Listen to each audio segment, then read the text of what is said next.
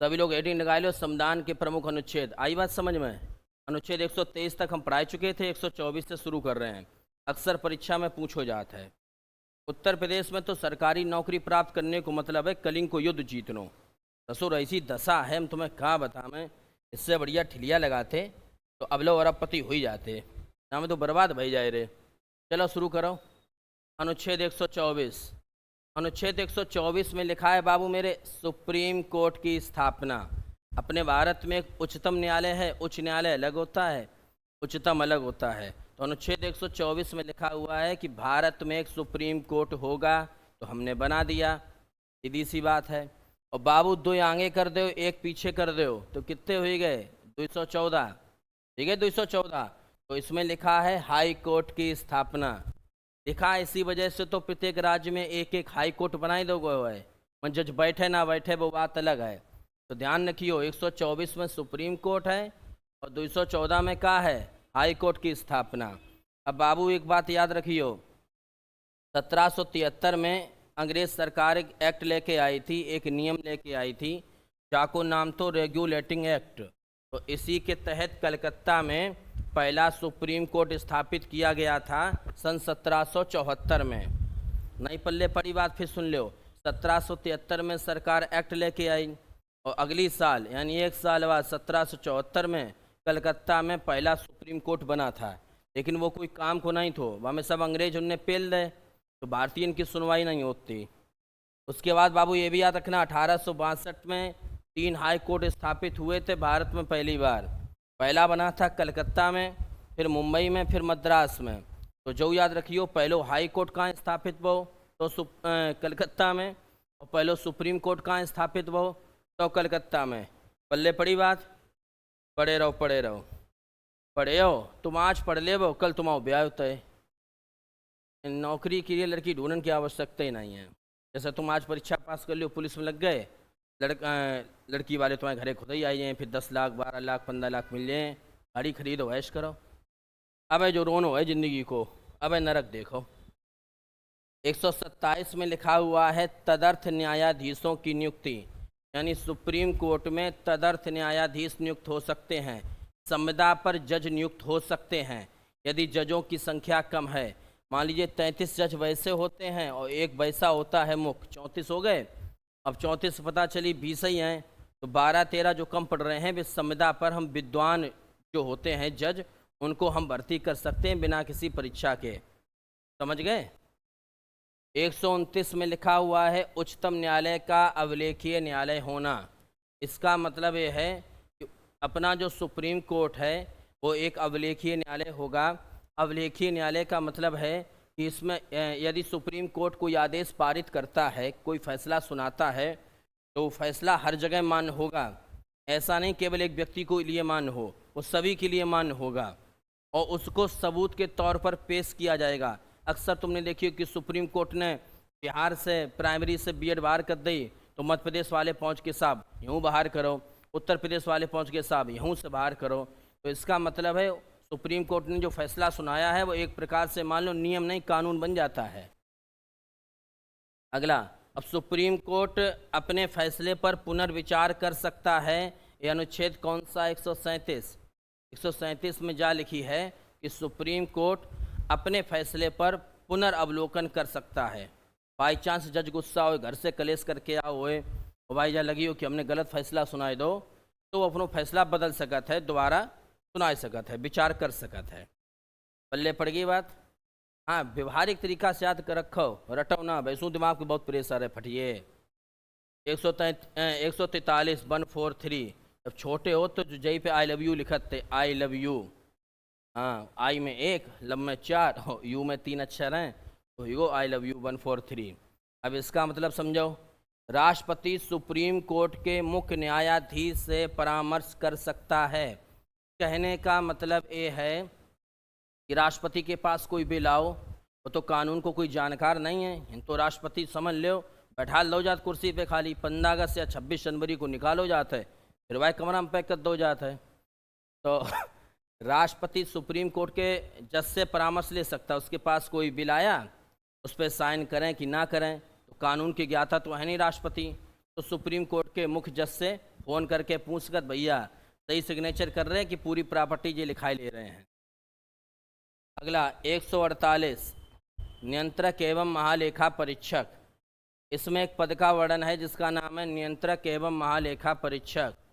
इसको बोलते हैं कैग। कैग का फुल फॉर्म है comptroller and auditor general of India. Comptroller and auditor general of India, इसको कैग बोलते हैं। और कैग का काम होता है कि भारत सरकार के आय व्यय या संपत्ति पर निगरानी रखना। यानी भारत सरकार ऐसा तो नहीं फिजूल फर्ची में पैसा बर्बाद कर रही है, लेकिन जो कोई काम के नहीं है, अरबों रुपया फालतू को बर्बाद होता रहा, खाली बैठे रहा रिपोर्ट बनाते रहा। 153 में लिखा है राज्यपाल पद। यानी किस अनुच्छेद में राज्यपाल पद का वर्णन है, तो 153 में। याद रखियो, राज्यपाल की नियुक्ति कौन करता है? राष्ट्रपति करता है, राष्ट्रपति। 154 में राज्य की कार्यपालिका की शक्ति राज्यपाल के पास होगी। जैसे बाबू केंद्र में कार्यपालिका की शक्ति किसके पास होती है? राष्ट्रपति के पास होती है। वैसे ही जो काम केंद्र में राष्ट्रपति का है वही राज्य में राज्यपाल का है। तो राज्य में कार्यपालिका की शक्ति किसके पास होगी? राज्यपाल के पास होगी। इसका अनुच्छेद कौन सा है? 154 है। सीधी सी बात समझ गए। भारत में प्रधानमंत्री नाम से कोई डायरेक्ट अनुच्छेद नहीं है, ना मुख्यमंत्री के नाम से कोई डायरेक्ट अनुच्छेद है। घुमा फिरा के संविधान में लिखा है, इस अनुच्छेद 163 में लिखा है कि राज्यपाल को सहायता देने के लिए एक मंत्री परिषद होगी। राज्यपाल को सहायता देने के लिए एक मंत्री परिषद होगी। तो इसी में भैया आपके मुख्यमंत्री पद का वर्णन है। 165 में राज्य का महाधिवक्ता, जिस तरीका से पूरे भारत में एक सरकारी वकील होता है, अनुच्छेद 76 में लिखा है, इसको बोलते हैं, क्या बोलते हैं? भारत का प्रथम विधि अधिकारी, अटॉर्नी जनरल ऑफ इंडिया। उसी तरीका से हर राज्य में एक विद्वान वकील जो होता है उसको राज्य का महाधिवक्ता बना दिया जाता है। मोटो मोटो जा समझ लो, पूरे राज्य को सरकारी वकील जो ही है सबसे बड़ो। 165 अनुच्छेद 233 में जिला न्यायाधीश की नियुक्ति। जो जिला जज होता है, अपने हर जिला में एक जज होता है, मुख्य जज, उसकी नियुक्ति का वर्णन किस अनुच्छेद में है, या उसके पद का वर्णन किस अनुच्छेद में है? 233 में। 243 बी में लिखा हुआ है पंचायतों का गठन। यानी सरकार की जिम्मेदारी है कि त्रिस्तरीय पंचायती राज व्यवस्था का गठन करे। ठीक, इसका वर्णन किस अनुच्छेद में? 243 बी में। त्रिस्तरीय का मतलब है ग्राम पंचायत, क्षेत्र पंचायत, जिला पंचायत अगर नहीं है कहीं पर तो वहाँ बनाए। समझ गए? पंचायतों का गठन 243 बी में। और 243 डी में पंचायती राज व्यवस्था में आरक्षण है। जो महिलाओं को 1/3 सीटें मिलती हैं पिलानी में चुनाव लड़ने को, पीडीसी में या जिला पंचायती में, जो 1/3 सीटें तुम्हारी आरक्षित हैं वो 243 डी के तहत हैं। क्या बात सब लोग समझ गए? 243 डी में शायद दुनिया भर की फूलन देवी, मीना देवी लड़ती हैं, एक हमारे लड़ती हैं कि भाई महिला सीट है तो क्या करें? तो भैया अपनी पत्नी को लड़ान पड़ता है। अब जिनको ब्याह नहीं वो तो तत्काल ब्याह करके लड़ा, तमाम चीज़ें कर लेते। 263 अंतर्राज्यीय परिषद का गठन। अपने देश में 5 अंतर्राज्यीय परिषद हैं, क्षेत्रीय परिषद हैं, और इसका गठन अनुच्छेद 263 के तहत किया जाता है। अंतर्राज्यीय परिषद जो होता है उसकी अध्यक्षता पीएम करता है, यानी प्रधानमंत्री। इसका गठन कौन करता है? तो राष्ट्रपति करता है। समझ में आई बात? 312 अखिल भारतीय सेवाओं का सृजन कौन करेगा? राज्यसभा कर सकती है। अनुच्छेद 312 के तहत राज्यसभा के पास एक विशेष अधिकार है कि अखिल भारतीय सेवाएं हैं उनके सृजन का अधिकार राज्यसभा के पास है। अखिल भारतीय सेवाओं का मतलब है आईएएस है, आईपीएस है, आईएफएस है, या उसे कोई नई अखिल भारतीय सेवा बनानी है तो राज्यसभा इसका निर्माण कर सकती है, कोई नई सिविल सेवा का निर्माण कर सकती है। 312 के तहत राज्यसभा के पास एक और विशेष अधिकार है जो अनुच्छेद 249 में लिखा है। 249 में लिखा है कि राज्यसभा 2/3 बहुमत से किसी राज्य सूची में, केंद्र सूची में नहीं, राज्य सूची में शामिल राष्ट्रीय हित के मुद्दे पर कानून बना सकती है।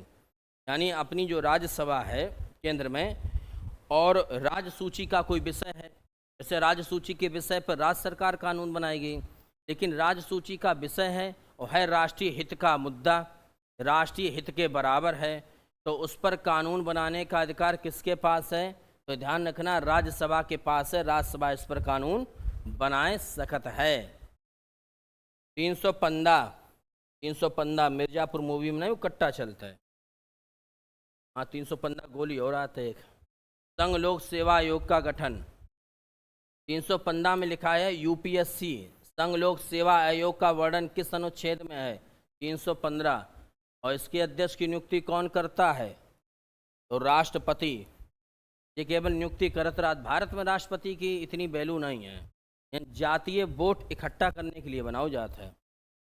अनुच्छेद 324 में भारत के चुनाव आयोग का वर्णन है। अगर आपसे पूछा जाए किस अनुच्छेद के तहत निर्वाचन आयोग का गठन हुआ था, ध्यान रखियो अनुच्छेद 324 के तहत निर्वाचन आयोग यानी चुनाव आयोग बनो। तो 326 वयस्क मताधिकार के आधार पर भारत में लोकसभा तथा विधानसभा का चुनाव होगा।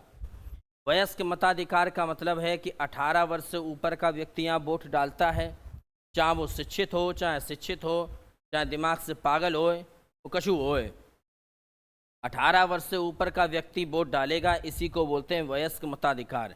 उसकी योग्यता नहीं देखी जाएगी, ध्यान रखना, कोई व्यक्ति 18 साल से ऊपर का है वो वोट डाले, चाहे बोल वयस्क मताधिकार, और जो अनुच्छेद 326 में है। अब 3 अनुच्छेद हमने एक साथ लिख दे। 338 राष्ट्रीय अनुसूचित जाति आयोग और 338 का राष्ट्रीय अनुसूचित जनजाति आयोग। यानी अगर आपसे पूछा जाए राष्ट्रीय एससी आयोग किस अनुच्छेद में है, तो एससी आयोग तो हो गया 338 में, एसटी आयोग हो गया 338 का में, और राष्ट्रीय पिछड़ा वर्ग आयोग यानी ओबीसी आयोग ये आपका किस में हो गया? 338 खा में। 338 को का और 338 को खा तो गा, ओलम नीचे पड़े रहो। अब बाबू भारत में 3 प्रकार के आपातकाल हैं। आपातकालीन व्यवस्था समझ लो, 352, 356 और 360। 352 में 4 जोड़े 56 और 4 जोड़े कितने हो गए? 60। 352 में राष्ट्रपति आपातकाल लगाता है। कब लगाता है?